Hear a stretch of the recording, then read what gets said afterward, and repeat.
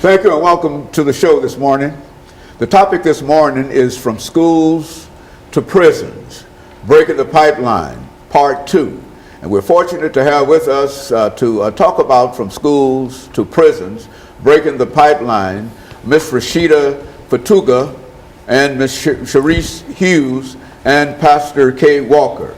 Let me welcome all three of you to the show this morning, Ms. Fatuga, and to tell you how delighted we are to have all three of you with us this morning to talk about a topic that I believe to be very, very important, and I'm sure that you also, believe it to be very, very important, Ms. Fatuga, because you've been involved with this problem for quite a while. Yes. Why don't let us start off, Ms. Fatuga, by having you to give us some information about your background, your education, and some of your experiences, and Ms. Hughes will be able to give us similar kind of information, and Pastor Walker will be able to wind us down for this first six-minute segment, and then we'll get into doing the second segment, the issues dealing with from schools to prisons, breaking the pipeline, and et cetera. Why don't you start us off, Ms. Fatuga? Okay, well, thank you first for having us on the show this morning. My name is Rashida Fatuga, and I am the founder of Gideon's Army, Grassroots Army for Children. We are a grassroots organization that focuses on dismantling the prison pipeline.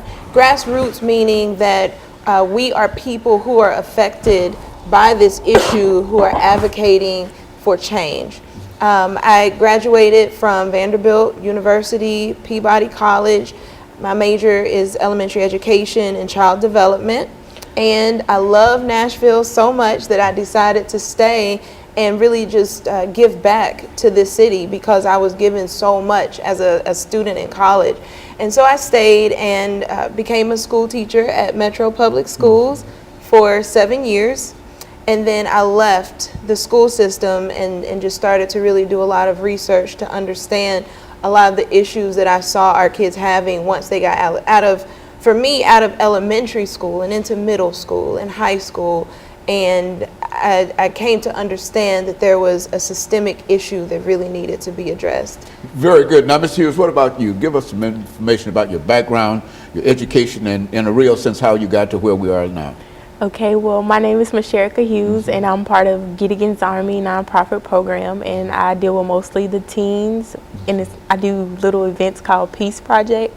So every month we just come up with something to do, team-based, everything run by teams. I am a senior in high school this year. I'm getting ready to graduate, and pretty much everything I do is Gideon's Army. And so this is your last year in high school, and what are you planning on doing beyond high school, Ms. Hughes? In the summer, I'm going to get my CNA license for nursing and my dental programs, and I'm going to attend school for 2 years to get my associates and hopefully transfer to Vanderbilt for my 4 years. And of course, Pastor Walker, you know these two persons quite well, and why don't you, in addition to telling us how you became involved in this issue per se, why don't you tell us something about the two of them? Well, you know, Dr. Haney, personally, I'm interested, my interest is in people who are interested in helping people.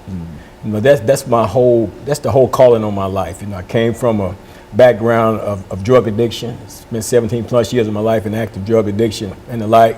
Spent time in the prison system, and you know, and God called me into ministry. And as a minister, you know, my heart is for people. As a compassion within me for people, to reach out to people. So when I see other people who are genuinely reaching out to people, who have a genuine concern, because there are people out here that are reaching out, but they're not reaching out with a genuine concern as far as to the outcome of the people whom they're reaching to. Let me give you an example. You've got people that are served on a soup line, but they're complaining and grumbling all the while they're on that line. They're just doing it because maybe their churches have they're gonna have a day to serve the homeless somewhere, and they just on the line, but it's not really in their heart to do it. So when I find people that's got this in their heart, you know, that's why you see me on your show oftentimes with different people, because these are people that I know that have a sincere desire to help other people. And then when I met Rashida some time ago over there